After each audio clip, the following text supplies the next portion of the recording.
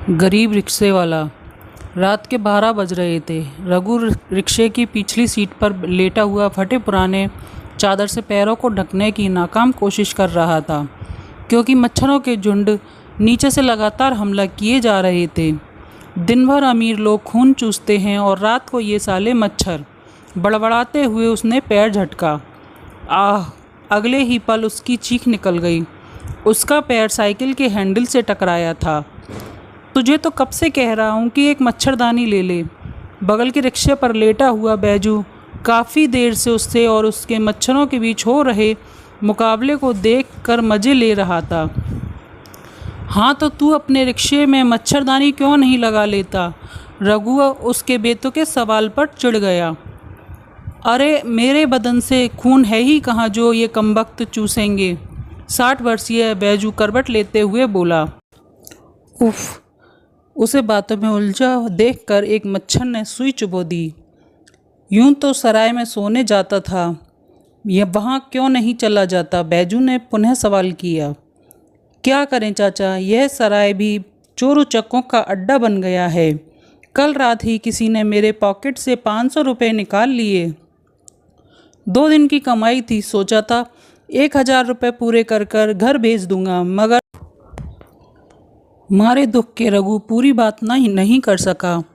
तू सामने स्टेशन पर जाकर क्यों नहीं सो जाता? वहाँ वेटिंग रूम में पंखा लगा हुआ है, नींद अच्छी आएगी। रघु को दुखी देखकर बैजू अपना दुख भूल गया। लेकिन किसी ने टिकट मांगा तो रघु को बात पसंद आई, किंतु वह डर रहा था। अरे, इतने रात को कौन पूछता है? कोई पूछे तो बता देना कि सुबह ट्रेन पकड़नी है। रघु को ये बात पसंद आई। रघु, रात में मेरा रिक्शा कोई ले गया तो? रघु ने शंका जाहिर की। अरे जा, कार और बाइक के ज़माने में तेरा रिक्शा कौन चुराएगा? वैसे अगर तुझे डर लग रहा है तो मैं अपने रिक्शे की जंजीर से तेरा रिक्शा जोड़ देता हूँ, बैजू ने आश्वस्त किया। रेलवे स्टेशन बिल्कुल सामने ही चंद कदमों की दूरी पर था।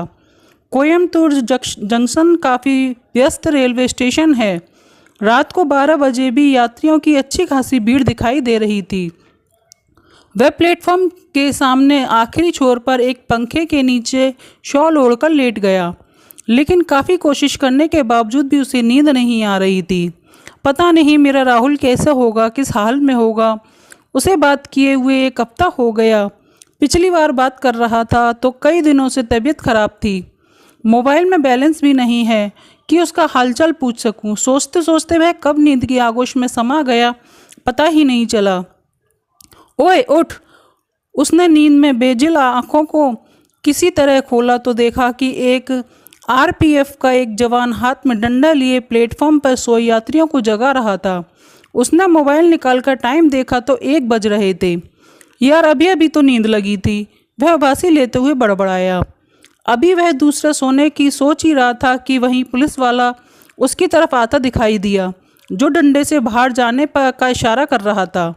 उसे आते देख उसके आसपास के लोग ऊँघते हुए जल्दी जल्दी अपनी चादरें समेटने लगे। रघु ने भी वहां से भागना ही उचित समझा। अन्य यात्रियों के साथ वह भी बाहर निकल आया। उसने देखा कि बाहर स्टेशन परिसर में काफ़ी यात्री सोए हुए थे। अधूरी नींद को पूरा करने के लिए वह भी उनके बीच एक चादर बिछाकर सो गया। अभी उसे लेटे कुछ ही मिनट हुए होंगे कि तभी 2-3 पुलिस वाले आए और सीटियाँ बजाते हुए सभी सोए हुए लोगों को जगाने लगे। मारे नींद के और परेशानी के वह पीड़ा से भर गया। वह उठा और अपने रिक्शे पर चला आया। सच कहते हैं लोग, गरीबों की ज़िंदगी कुत्ते से भी बदतर होती है। पता नहीं ये कैसा देश है।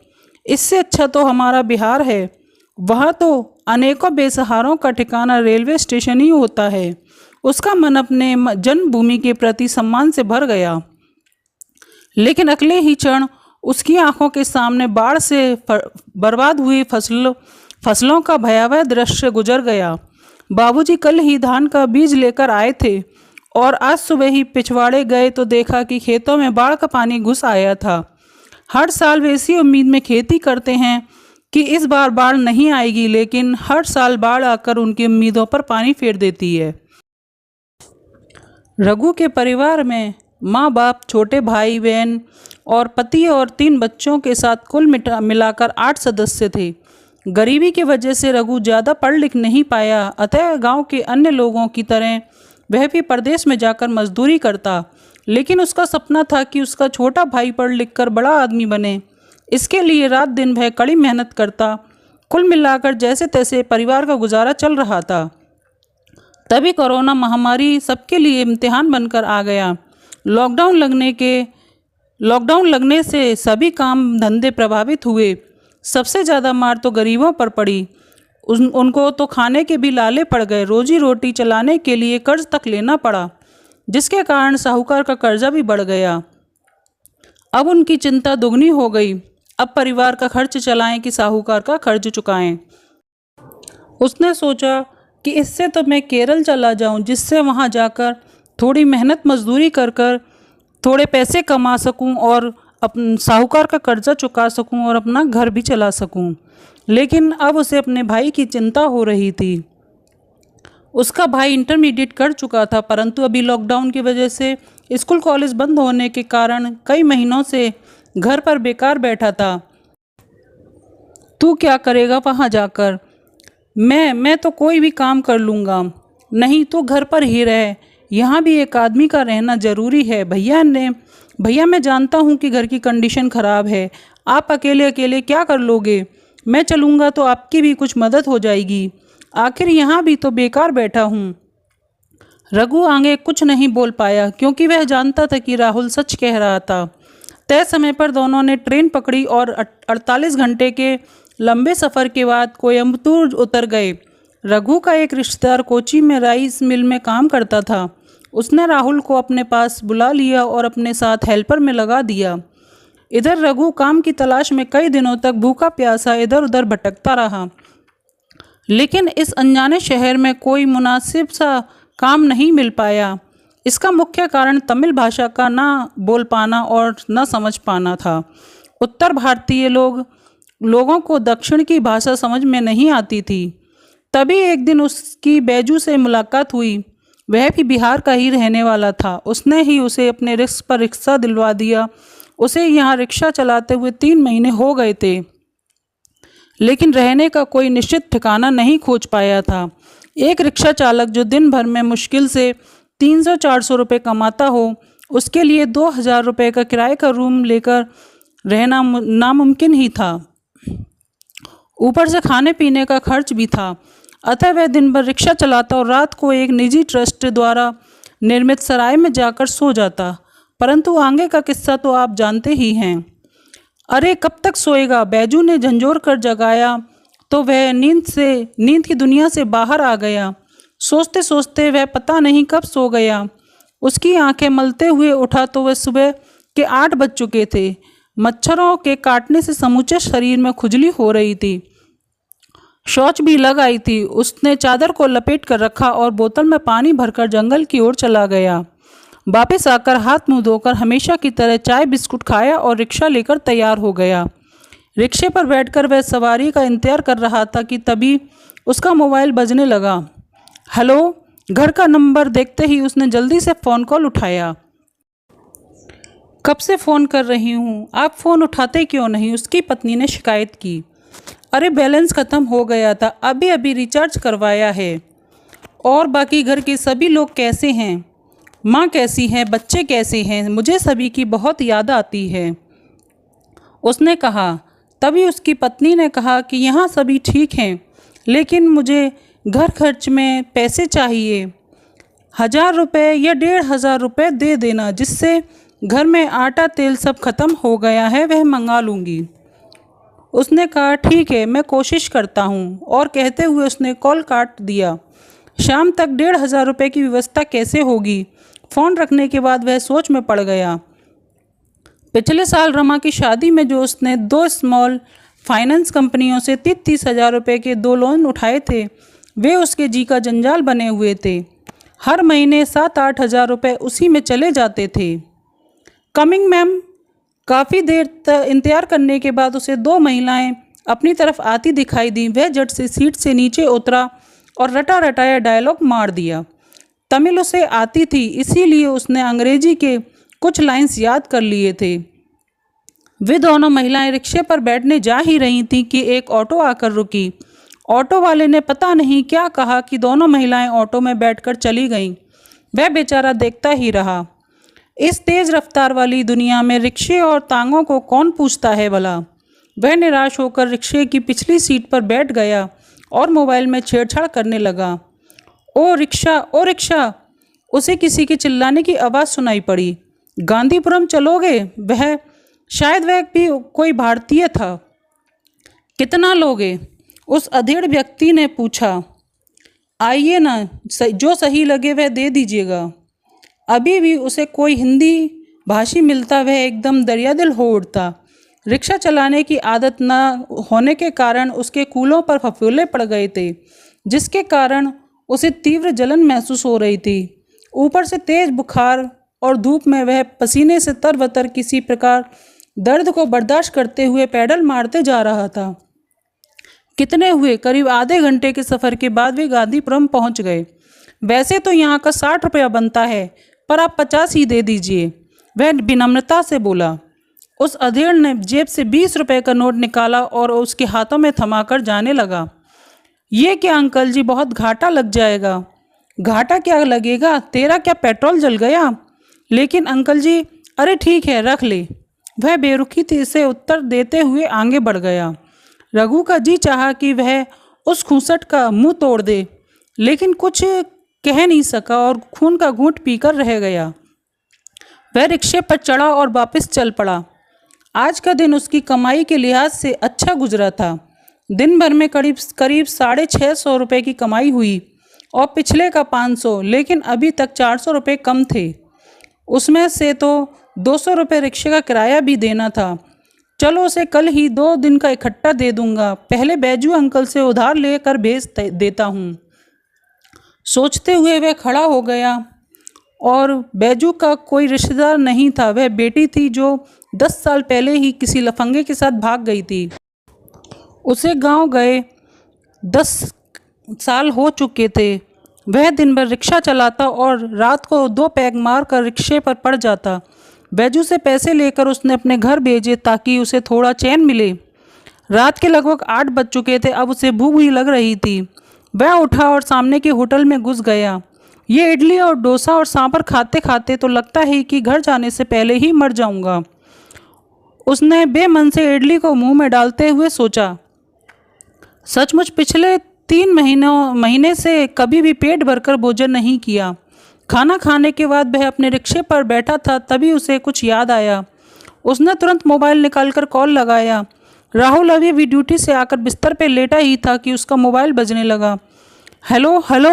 वह मोबाइल की स्क्रीन टूटी होने के कारण नंबर नहीं पहचान पाया। हेलो राहुल, कैसा है तू? प्रणाम भैया, मैं ठीक हूँ, आप कैसे हो? राहुल कुछ बुझा हुआ चेहरा खिल उठा। अरे फ़ोन क्यों नहीं किया तू? रघु ने उसे डांटते हुए बोला। मेरे मोबाइल का स्क्रीन टूट गया है, उसमें कुछ दिखाई नहीं देता, बस कॉल सुन सकता हूँ। अरे कैसे टूट गया? वो काम करते वक्त हाथ से छूट गया, राहुल ने बताया। अच्छा ठीक है, बनवा लेना। अब ये बता कि काम कैसा है, चल रहा है? रघु ने जानना चाहा। कैसा है? ठीक है, लेकिन ड्यूटी 12 घंटे की है और महीने का केवल 9,000, उसमें से भी ठेकेदार का कमीशन कट जाता है, राहुल मायूसी से बोला। दरअसल उसका वहाँ बिल्कुल मन नहीं लग रहा था। ऐसा लगता है जैसे किसी ने जेल में कैद कर दिया हो।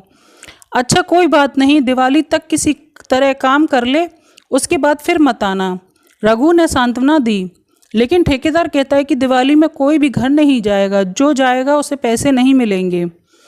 क्यों, उसके बाप का राज है क्या? हाँ, इसीलिए उसका ही राज चलता है। कोई उसके खिलाफ कुछ नहीं बोल पाता। जरा बात तो करा उससे। छोड़िए ना भैया, वो आपसे बात नहीं करेगा। मैं कोई ना कोई उपाय लगा लूँगा, आप चिंता मत कीजिए। आप बताइए, आपका काम कैसा चल रहा है? मुझे भी एक फैक्ट्री में अच्छा काम मिल गया है। मेहनत की ज़्यादा ज़रूरत नहीं है, 10-12 हज़ार रुपये आराम से बच जाते हैं। चलिए बहुत अच्छा है, राहुल खुश होते हुए बोला। ठीक है, तुम ठेकेदार को बता देना कि दिवाली में जाना है। मैं तुम्हारे लिए भी टिकट बुक करा लूँगा। और हाँ, कोई दिक्कत हो तो मुझे किसी के मोबाइल से फ़ोन कर देना, मैं चला आऊँगा। ठीक है, फ़ोन रखता हूँ। अच्छा ठीक है। फ़ोन एक तरफ करके राहुल बिस्तर पर लेट गया। भाई से बात करके उसे बहुत सुकून मिला, वरना फैक्ट्री के शोर शराबे से वह पागल हो उठता था। कल ठेकेदार को साफ साफ बता दूंगा कि मुझे दिवाली में जाना है। सोचते हुए वह गांव की दिवाली और छठ की यादों में खो गया। कितना अच्छा होता है हमारे गांव का जीवन, बस केवल बाढ़ ना आए तो हमें परदेश में रहने की क्या ज़रूरत। भाभी के हाथ की पूरी कचौड़ी और माँ के स्वादिष्ट ठेकुए की कल्पना करके वह रोमांचित हो उठा। गांव की सुनहरी यादों को याद करते करते वह जल्द ही नींद की गहराइयों में सो गया। ठेकेदार साहब, मुझे दिवाली में घर जाना है। अगले दिन ठेकेदार से मिलते ही उसने अपने दिल की बात कह दी। क्या करेगा दिवाली में जाकर? दिवाली के 15 दिन बाद चले जाना, ठेकेदार ने लापरवाही से कहा। नहीं, त्योहार के दिन घर पर नहीं होऊंगा तो मेरी माँ बहुत रोएगी। तो फिर आया क्यों था? यहाँ माँ की गोद में रहता, ठेकेदार ने बेरुखी से बोला। मैं तो किसी भी हाल में जाऊंगा ही। तो फिर जा, कौन रोकता है, मगर तेरे इस महीने के पैसे नहीं मिलेंगे। ये तो कोई बात नहीं, मैं मालिक से बात कर लूँगा, राहुल ने थोड़ी सख्ती से कहा। तो फिर जाना है जा, जहाँ क्यों खड़ा है, ठेकेदार ने भद्दी सी गाली दी। अगली सुबह मिल मालिक ने राहुल को अपने ऑफिस में बुलाया और बहुत फटकारा। वो तो शुक्र है अजय का जो समय पर वहाँ पहुँच गया, वरना वह हाथ भी उठा देता। लेकिन शायद ठेकेदार ने ही उसको कोई पट्टी पड़ा दी थी। देखो राहुल, समझते हुए की कोशिश करो, हम उनसे झगड़ा करके जीत नहीं सकते। बस कुछ दिन की बात है, दिवाली के बाद मेरे साथ ही चले चलना। अजय, जो राहुल के मौसी का लड़का था, उसका हमउम्र था। यार, जब दिवाली छठ बीत जाएगी तो जाकर क्या करूँगा, वह गुस्से से बोला। इतना गाली गलौज सुनने के बाद उसका मन और भी नहीं लग रहा था। ठीक है, अभी तो दिवाली को 1 हफ्ता है, मैं बात करूँगा, तुम शांत हो जाओ। अजय उस फैक्ट्री में पुराना आदमी था। दिवाली के ठीक 4 दिन पहले उसका टिकट था।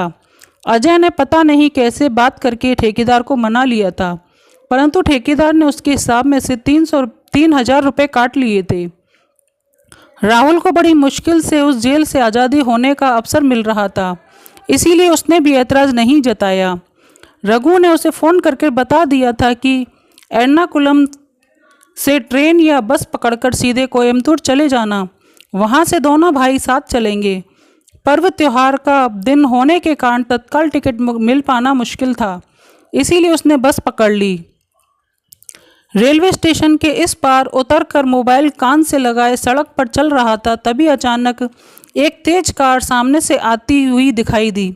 लेकिन इससे पहले कि कार उसके शरीर को छूती, सड़क के उस पार से किसी ने बिजली की फुर्ती से उसके ऊपर छलांग लगाई और उसे दूर धकेल दिया। वह सब इतनी तेजी से हुआ कि उसे कुछ भी दिखाई नहीं दिया। थोड़ी ही देर में भीड़ जमा हो गई। कार ड्राइवर कार छोड़कर भाग चुका था। रोड पर गिरने के कारण उसकी कौनियाँ छिल गई थीं। किसी तरह कराहते हुए वह भीड़ को चीरता हुए अंदर पहुंचा और मृतक को पहचानने की कोशिश करने लगा। उसने दिमाग पर जोर डाला और घने दाढ़ी मूँछों से खून सने हुए चेहरे को पहचानने की कोशिश की। अगले ही पल वह शब्द से लिपट कर दहाड़े मारकर रो रहा था।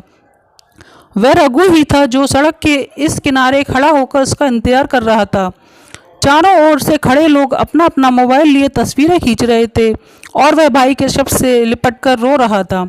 कुछ ही मिनटों में जब पुलिस आ गई तो सब लोग वहाँ से खिसकने लगे। अरे, ये तो वही रिक्शे वाला है जो प्लेटफॉर्म पर सोता था। किसी पुलिस वाले की आवाज़ उसके कानों में पड़ी। वह सुनते ही उसका दिमाग बिल्कुल कोमा में चला गया। फिर कैसे यह शव के साथ घर पहुंचा, कैसे दाह संस्कार हुआ, उसे कुछ भी मालूम नहीं। उसने जब आंखें खोली तो खुद को अस्पताल में पाया। करीब 1 हफ्ते बाद वह कोमा से बाहर आया था। माँ, बाबूजी, भाभी, बच्चे सभी उसके आसपास बैठे थे। जैसे ही उसकी नज़र भाभी और बच्चों पर पड़ी, वह किसी बच्चे की तरह सुबक सुबक कर रोने लगा। वह उस दृश्य की कल्पना करके तड़प उठा जब उसका भाई रिक्शा चलाता होगा, जब वह रेलवे स्टेशनों पर सोता होगा, वह उसके खूबसूरत चेहरे को कार ने रौंदा होगा। वह भाभी के पैरों में गिरकर लगातार रोते ही जा रहा था। लेकिन आखिर कोई कब तक रो सकता है? किसी के जाने से जीवन तो नहीं रुक जाता।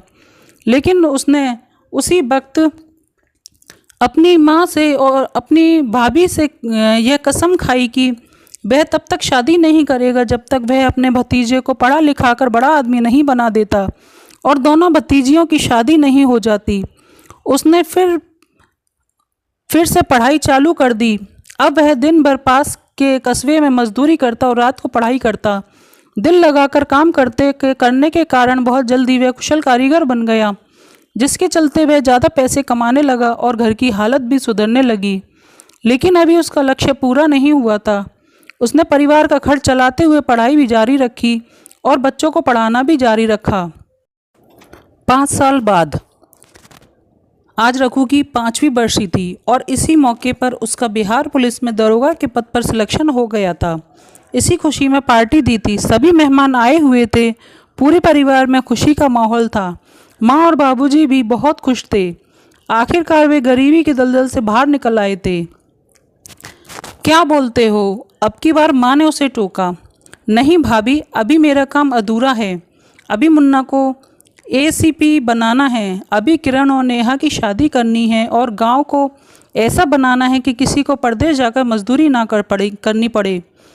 अभी मेरा सफ़र बहुत लंबा है, तब तक आप लोगों को इंतज़ार करना होगा। मैं शादी नहीं करूँगा। आप लोग मुझे आशीर्वाद दीजिए कि मुझे अपने सफ़र में सफलता मिले। वह भाभी और माँ बाबूजी के पांव छूते हुए बोला। सभी मेहमानों से निपट कर वह छत पर चला आया। रात के 12 बज रहे थे। चांद पूरी तरह चमक रहा था। उसने ध्यान से चांद को देखा तो ऐसा लगा कि मानो रघु मुस्कुरा रहा था। उसके आँखों से कुछ मोती टूटे और होठों पर आकर रुक गए। अनायास ही उसके होठों से निकल पड़ा, भैया आप खुश तो हो ना? दोस्तों, आपको इस कहानी से क्या सीख मिली? कृपया कमेंट करके ज़रूर बताएं और यदि कहानी पसंद आई हो तो इसे दूसरों को भी शेयर करें। धन्यवाद।